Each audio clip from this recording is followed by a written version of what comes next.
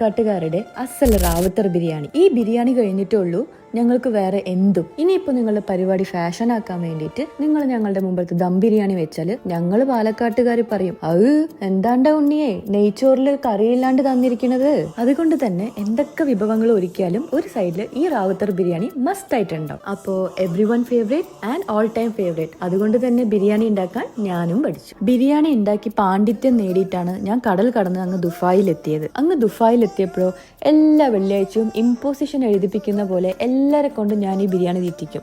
ഈ ബിരിയാണി എനിക്ക് മാത്രമായിരുന്നു ബിരിയാണി, അവർക്ക് എല്ലാവർക്കും ഒരു മസാലച്ചോറും ഇറച്ചിച്ചോറും ആയിരുന്നു. ഇറ്റ്സ് ബീൻ എ ഡീക്കേഡ് ഞാൻ ഈ ബിരിയാണി ഉണ്ടാക്കാൻ തുടങ്ങിയിട്ട്. പാഷനേറ്റ്ലി ഞാൻ ഈ ബിരിയാണി ഉണ്ടാക്കും.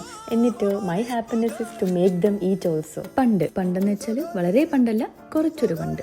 ഈ ബിരിയാണിയെ കഴിക്കൂ, ഇന്ന ഫുഡേ കഴിക്കൂ, സ്പെസിഫിക് ആയിട്ട് ഇതൊക്കെ കഴിക്കൂ ഉണ്ടായ ഞാൻ. കാലം മാറിയടോ, കാലഘട്ടവും മാറി.